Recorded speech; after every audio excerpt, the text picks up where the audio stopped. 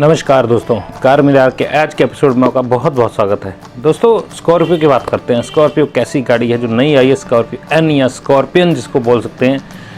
Completely नई गाड़ी, नई लुक, नए स्टाइल के साथ ये गाड़ी हमारे सामने आई है। तो प्राइजेज अनाउंस कर दिए गए हैं। 4x4 और ऑटोमेटिक अभी हमारे सामने नहीं आए, लेकिन जो आए हैं उनके वेरिएंट एक्सप्लेन कर दिए गए हैं। आज हम बात करेंगे कि क्या कौन सा वेरिएंट उसमें से वैल्यू फॉर मनी है, या बुक करवाना है तो 25,000 पहली कारें इस प्राइस में मिलेंगी, तो कौन सा वेरिएंट बुक करें ताकि हमारे पूरे पैसे वसूल हो सके। तो चलिए तो शुरू करते हैं आज का ये वीडियो।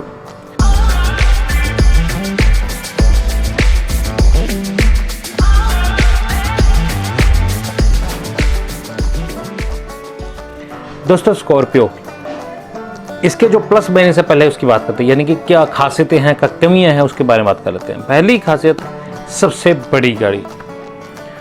हर जगह पे, चाहे आप इंटीरियर स्पेस देखिए, बाहर से देखिए, बॉडी शेल देखिए, बोनट स्पेस देखिए, हर जगह पे गाड़ी आपको बड़ी नज़र आती है। यानी कि रोड प्रेजेंस, लुक, रगड़नेस भरपूर मिलेगी आपको। बढ़िया बड़ी गाड़ी की कंप्लीट एसयूवी की लुक आपको जरूर मिलेगी इससे।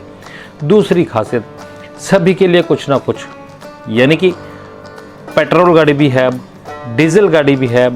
डीजल में भी 2 इंजन के जो वेरिएंट बना दिए गए हैं, उसके बाद 4x4 भी आएगी, फिर ऑटोमेटिक भी है। तो इसमें सब के लिए सब कुछ दिया गया है, यानी कि कंप्लीट टारगेट किया गया है हर तरह की ऑडियंस को, हर तरह के क्लाइंट्स को। और इसमें और एक खासियत बताऊं तो वो है इसका मेरा फेवरेट जिसको बोल सकते हैं, इसका जो डीजल इंजन बड़े वाला, बहुत पावर है, बहुत पावर है। उस हिसाब से माइलेज भी अच्छी दे देता है। तो ये चीज़ें सारी इसके पॉजिटिव पॉइंट्स हैं। नेगेटिव पॉइंट्स क्या है? नेगेटिव पॉइंट्स दोस्तों, थोड़ी सी इसके अंदर जो कमी मेरे को नज़र आई, कैप्टन सीट्स जिसको चाहिए वो सिर्फ टॉप वेरिएंट तक की सीमित है। नीचे के वेरिएंट के अंदर कैप्टन सीट्स यानी कि 6 सीटर की सुविधा इसके अंदर नहीं है। दूसरा नेगेटिव पॉइंट है कि जो सेकेंड रो है वो रिक्लाइन नहीं हो पाती, यानी कि अगर आप कहें तो नीचे से जो थाई स्पोर्ट है उसको आगे पीछे आप नहीं कर सकते, ताकि अपने हिसाब से उसको एडजस्ट कर पाएँ। अब इतनी बड़ी गाड़ी 20-22 लाख रुपए अगर हम लगा रहे हैं तो इतना छोटा सा फीचर दे देना चाहिए था। एक कमी और है, जो टॉप वेरिएंट है उसके अंदर चलो पूरे बेल्स एंड विसल्स हैं, बहुत सारे फीचर्स हैं, लेकिन एक प्रॉब्लम उसके अंदर फिर रह गई कि हालांकि फ्रंट और रियर कैमरा दे दिया गया, लेकिन 360 डिग्री कैमरा की कमी छोड़ दी गई, जो कि इतनी बड़ी गाड़ी को बहुत अच्छे तरीके से इस गाड़ी को पार्क करने में इसकी सहायता, बहुत मदद मिलती, बहुत सहायता हो जाती। अगली कमी है दोस्तों, हालांकि उसको आप कभी कह भी सकते हो, नहीं भी कह सकते, लेकिन मेरे हिसाब से बहुत बड़ी कमी है कि अब भी इन्होंने डोर हिंज रखा है बैक साइड वाला, जो दरवाजे की तरह खुलता है। हालांकि ऐसी गाड़ियों के लिए आमतौर पर देखा गया तो ऊपर की तरफ खुलते हैं। उसके कई फ़ायदे होते हैं। एक तो पीछे स्पेस कम घेरते हैं, और दूसरा जब कभी जैसे हमारे जैसे लोग हैं जो आउटिंग पसंद करते हैं, तो वहाँ पे कभी बारिश का मौसम हो जाए तो नीचे थोड़ा सी जगह मिल जाती है। तो ये और साइड हिंज दरवाजे का वैसे भी मेरे हिसाब से अभी इसको चेंज कर देना चाहिए था, क्योंकि स्कॉर्पियो पहले जो आती थी तो साइड में सीट्स लगी होती थी, तो जो सेफ्टी के हिसाब से ठीक नहीं है। अब ये प्लान कर रहे हैं कि ऐसी सीटें आगे लाने के लिए, तभी ऐसी ने दरवाज़ा दिया है, तो मेरे हिसाब से ये कमी है।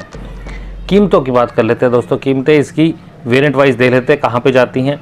पहला Z2 वेरिएंट जो इसका बेस वेरिएंट जो है वो 11,99,000 पे पेट्रोल के लिए है।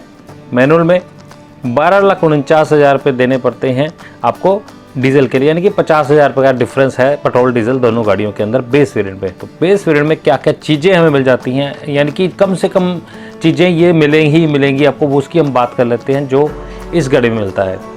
शुरुआत करते हैं दोस्तों, 7 इंच का टच स्क्रीन इंफोटेनमेंट सिस्टम है, जो कि एंड्रॉयड ऑटो और एप्पल कारप्ले नहीं है। और आइडल स्टार्ट स्टॉप की सुविधा आपको मिल जाएगी, यानी कि आप जब गाड़ी लेके सिग्नल पे खड़े हैं तो कुछ सेकंड के लिए गाड़ी बंद हो जाएगी, आप क्लच पे पैर रखोगे तो फिर आप गाड़ी अपने स्टार्ट हो जाएगी। इससे फ्यूल इकोनॉमी में थोड़ी सी मदद मिलती है। बोलेरो में ये चीज़ हमें पहली बार देखी गई थी। आमतौर पर सभी महिंद्रा गाड़ियों में ये चीज़ें देखी जाती है, जो एक अच्छी बात है। सेकेंड रो में एसी वेंट्स मिल जाते हैं, लेकिन बड़े वेरिएंट्स के अंदर कंप्रेसर अलग से दिया गया है, तो सेकेंड रो में एसी वेंट्स बेस वेरिएंट से ही मिलने शुरू हो जाते हैं। रियर में डिस्क ब्रेक्स मिल जाती हैं। 17 इंच के स्टील व्हील्स है, कवर नहीं है उसके ऊपर। पावर विंडोज़ मिल जाती हैं दोस्तों हमें सारी इसके अंदर बेस वेरिएंट से ही। हेलोजन हेडलैम्प्स हैं इसके अंदर, और साथ में टिल्ट स्टीयरिंग मिल जाती है। डे नाइट ORVM की सुविधा मिल जाती है, जो कि मैनुअल है। और फ्रंट के और रियर में दोनों साइड पे आर्म रेस्ट भी हमें मिल जाएंगे। तो दोस्तों ये सब कुछ चीज़ें हमें मिल जाती हैं Z2 वेरिएंट के अंदर, जिसके अंदर की ये अगर मैं कहूँ तो पावर विंडोज़ तो मिल गई, पावर मिरर्स भी चाहिए थे, क्योंकि इतनी बड़ी गाड़ी है तो घूम के या साइड पे या उधर अकेला पर्सन जब चला है तो उसको उनके लिए इसको एडजस्ट करना बहुत मुश्किल का काम हो जाएगा। एक ड्राइवर सीट एडजस्टमेंट इसमें ज़रूर होनी चाहिए, क्योंकि बड़ी गाड़ी है तो हम जैसे लोग या कोई मेरे से ऊंचे कद के लोग या मेरे से छोटे कद के लोग, हर एक के लिए एडजस्टमेंट करनी थोड़ी मुश्किल है बड़ी गाड़ी में। हालांकि बोनेट क्लियर नज़र आता है, लेकिन फिर भी driver height adjustment base variant में दे देते तो और बेहतर हो सकता था। चलिए आगे चलते हैं, लास्ट में डिस्कस करेंगे कौन सा वैल्यू फॉर मनी वेरिएंट है। अगला वेरिएंट है दोस्तों इसका Z4, जो कि 13,49,000 तकरीबन 13.5 लाख रुपए देने पड़ते हैं पेट्रोल वेरिएंट के लिए। डीजल के लिए वहाँ पे 14 लाख देने पड़ते हैं, यानी कि पेट्रोल और डीजल के अंदर तकरीबन फ़र्क 1.5 लाख रुपए का है। बेस वेरिएंट Z2 से Z4 में आते आते पेट्रोल वेरिएंट 1.5 लाख रुपए और डीजल भी ऐसा ही महंगा हो जाता है। इसमें हमें क्या खासियतें मिल जाती हैं? 8 इंच का टच स्क्रीन इंफोटेनमेंट सिस्टम हो जाता है, थोड़ा बड़ा हो गया, और एंड्रॉयड ऑटो एप्पल कारप्ले की सुविधा साथ में जुड़ जाती है। कूल्ड ग्लव बॉक्स यहाँ मिलना शुरू होता है, पावर मिरर्स यहाँ से मिलने शुरू होते हैं, rear USB port, extra AC compressor आपको मिल जाता है रियर के अंदर, जो कि बेस वेरिएंट के अंदर सिर्फ आपको वेंट सी मिल पाते। Height adjustable driver seat, electronic stability control, hill hold assist, hill descent control, cruise control, wheel cover भी इसके ऊपर आ गए, सिल्वर ग्रिल मिलनी शुरू हो जाएगी, remote central locking, rear defogger और रियर वॉशर वाइपर भी आपको यहीं से मिलना शुरू होता है। तो 1.5 लाख रुपए देकर कुछ ऐसे ये फीचर हमें मिलने शुरू हो जाते हैं। आगे चले तो Z6 वो वेरिएंट है, उसमें पेट्रोल वेरिएंट नहीं आता, सिर्फ डीजल वेरिएंट आता है। 1 लाख रुपए और देना पड़ेगा पेट्रोल वेरिएंट के अलावा डीजल के लिए, क्योंकि पेट्रोल वेरिएंट है ही नहीं Z6 के अंदर। इसमें हमें 15 लाख रुपए का वेरिएंट है, जो 1 लाख रुपए और महंगा है Z4 से। इसमें क्या क्या एक्स्ट्रा मिल जाता है, जहाँ पे आपकी गाड़ी की सारी इन्फॉर्मेशन मिलती है, वो 7 इंच का MID आपको यहाँ से मिलना शुरू हो जाता है। Wireless Android Auto Apple CarPlay मिल जाएगा, और ड्राइव मोड्स जो इसकी 4 व्हील ड्राइव उसके लिए मिलेंगे, और यहाँ पे एक सनरूफ मिलनी शुरू होती है। 1 लाख रुपए में इतना कुछ आपको मिल जाएगा। आगे चले तो Z8 जो इसका वेरिएंट है, यानी कि टॉप से नीचे वाला वेरिएंट, उसके अंदर क्या क्या मिलना शुरू होता है। 2.5 लाख रुपए महंगा है पेट्रोल वेरिएंट, 17,99,000 17 लाख रुपए के करीब देने पड़ेंगे हमें पेट्रोल के लिए। डीजल के लिए हमें तकरीबन 17,50,000 रुपये देने पड़ेंगे। अब इसमें क्या क्या मिलता है, इसके अंदर 4 एक्स्ट्रा एयर बैग्स मिल जाएंगे, 2 के अलावा, यानी कि 6 एयर बैग्स मिल जाएंगे। इसके अंदर पावर फोल्डिंग मिरर मिल जाएंगे, टायर प्रेशर सेंसर्स मिल जाएंगे, रियर कैमरा, LED ट्रीटमेंट सारी जगह, फॉग लैंप, हेडलैम्प्स, DRLs सब LED के अंदर मिल जाएंगे। हालांकि LED प्रोजेक्टर हैं हेडलैम्प्स, और उसके अलावा terrain modes, push start stop button, leather upholstery, 2 zone का AC, auto headlamps, wiper, leather steering, 18 inch का मशीन कट एलॉय व्हील्स, ये सभी कुछ हमें Z8 वेरिएंट के अंदर मिल जाता है। अब एक टॉप का वेरिएंट और आता है Z8L, यानी कि लग्जरी वेरिएंट है। उसके अंदर अभी क्या एक्स्ट्रा पे करना पड़ता है, 2 लाख रुपए और पे करने पड़ेंगे पेट्रोल वेरिएंट में, तकरीबन 19 लाख रुपए का है, 19,50,000 रुपये डीजल के लिए देने पड़ेंगे। इसमें क्या एक्स्ट्रा मिल जाता है, वायरलेस फ़ोन चार्जर, हालांकि थोड़ा गर्म हो जाता है जल्दी वो। फ्रंट कैमरा इस वेरिएंट से मिलने शुरू हो जाएगा। 6 वे हाइट एडजस्टेबल ड्राइवर सीट हमें मिल जाती है, और उसके अलावा सेकंड रो के अंदर कैप्टन सीट्स की सुविधा सिर्फ इसी वेरिएंट के अंदर ही है। 12 स्पीकर वाला सोनी का साउंड सिस्टम, जिसकी की बहुत तारीफ़ ही हो रही है और बहुत दिखा के इसको पेश कर रहे हैं, तो यहाँ सिर्फ टॉप वेरिएंट के अंदर ही मिलता है। 17 इंच के मशीन कट एलॉयज़ मिल जाते हैं हमें, और उसके अलावा 360 कैमरा इसमें नहीं मिलता, यानी कि टॉप वेरिएंट के अंदर आपने 20 लाख रुपए के करीब जो वेरिएंट पड़ रहा है, उसके अंदर भी हमें कैमरा 360 में नहीं मिल रहा। तो ये सब कुछ चीज़ें हैं इस गाड़ी के अंदर मिलती हैं। तो वर्डिक्ट निकालते हैं हमें क्या बनता है। Z2 जो वेरिएंट है दोस्तों, मेरे हिसाब से वो वेरिएंट सिर्फ और सिर्फ रखा गया है दिखाने के लिए कि इतने प्राइस के अंदर भी हमारे पास इतनी बड़ी गाड़ी है, क्योंकि इस अंदर ऐसा कुछ नहीं है कि जो अगर आप कहो कि ज़रूरत का सामान उसके अंदर होता तब भी काम चल जाता। 7 इंच का टच स्क्रीन देने की बजाय अगर पावर विंडोज़ मिरर दे देते तो वो ज़्यादा बेहतर रहता। हाइट एडजस्टेबल सीट दे देते तो ज़्यादा बेहतर रहता। इंफोटेनमेंट सिस्टम कहीं से बाहर से भी लगवाया जा सकता था। तो ये 2 चीज़ें अगर इसके अंदर होती तो मैं इसको वैल्यू फॉर मनी गिनता, लेकिन अब के लिए पावर विंडो, पावर मिरर्स और हाइट एडजस्टेबल ड्राइवर सीट नहीं है, क्योंकि हम बाहर से भी नहीं वो लगवा सकते, बहुत दिक्कत हो जाएगी उसमें।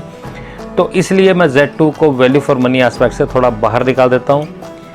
Z4 एक अच्छा वैल्यू फॉर मनी एस्पेक्ट के जरिए आता है सामने, क्योंकि सिर्फ एक वजह से कि उसके अंदर hill hold assist, ESC, hill descent control जैसे अच्छे बेहतरीन सेफ्टी के फीचर के अलावा हमें 8 इंच का टच स्क्रीन जो कि एंड्रॉइड ऑटो एप्पल कारप्ले तकरीबन सारी ज़रूरतें हमारी पूरी कर रहा है। तो Z4 मेरे हिसाब से थोड़ा बेहतर वैल्यू फॉर मनी है, जो कि निचले वाले बजट के पर्सनस हैं जिन्होंने छोटे बजट के अंदर ही गाड़ी बड़ी लेनी है, तो उनके लिए Z4 बेहतर लेगा। उसके अलावा Z8 best value for money है, क्योंकि उसमें काफ़ी सारे काम के फीचर हैं जो में पैसे हमें थोड़े ही ज़्यादा देने पड़ते हैं। Z8 वेरिएंट मैं नंबर 1 पे रखूँगा। Z8L तो लग्जरी है, उसके अंदर लग्जरी के आइटम्स ज़्यादा हैं। हाँ, जो पैसे उसके लिए दे रहे हैं वो वसूल हो जाते हैं उसमें, लेकिन अगर आपको सारा ज़रूरत का सामान अच्छे तरीके से डिफ़ाइन किया जाए तो Z8 के अंदर मिलेगा। यानी कि आप मेरी बात को कुछ ऐसे समझिए, Z2 ना लेनी है, बराबर है, मत लीजिए उसको, क्योंकि उसके जो वेरिएंट के अंदर जो काम के फीचर्स हैं वो भी नहीं है। Z4 अच्छा वैल्यू फॉर मनी पैकेज है जिनको कम बजट के अंदर गाड़ी खरीदनी है। Z8 सबसे ज़्यादा वैल्यू फॉर मनी है, हालांकि जितने आप पैसे दे रहे हैं उतने पैसे आपको बहुत अच्छे तरीके से वसूल भी हो जाते हैं।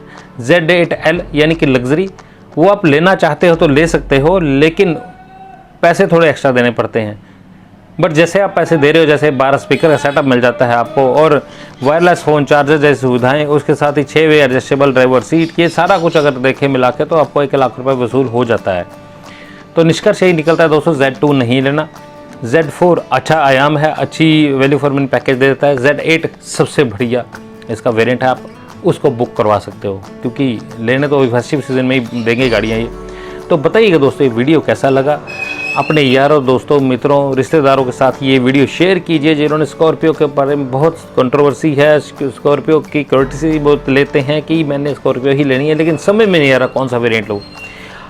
सीधी सी बात, अगर आपको थोड़ा सा कम माइलेज से काम चलता है, 8-10 की माइलेज दे देगी आपको पेट्रोल गाड़ी, बहुत लाजवाब इंजन है, बहुत ही लाजवाब इंजन है, बहुत स्मूथ मक्खन जैसा इंजन है। अगर वो ले सकते हैं आप तो वो ले लीजिए। इधर डीजल इंजन ऊपर वाला बहुत बेहतरीन है, अगर आपने ज़्यादा ड्राइव नहीं करनी तो निचला वेरिएंट डीजल का ले सकते हैं, वो कम बजट के अंदर भी आ जाता है। तो बताइएगा दोस्तों वीडियो कैसा लगा, वीडियो पसंद आए तो लाइक जरूर कर दीजिएगा, सीट बेल्ट लगाकर आराम से ध्यान से गाड़ी चलाएं, सेफ रहें और तंदुरुस्त रहें। नेक्स्ट वीडियो तक जय हिंद दोस्तों।